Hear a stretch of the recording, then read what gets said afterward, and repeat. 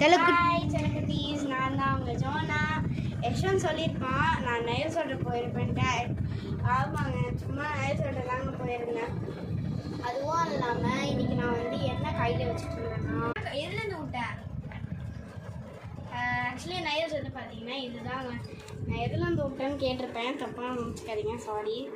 Nile வந்து இதான் பார்த்தீங்களா, ரெண்டு கையிலையும் ஐயூஸ் ஓட்டிட்டாங்க. ஆமாங்க, இப்போ வந்து நாங்கள் புது ட்ரைபேட் வாங்கியிருக்கோம்.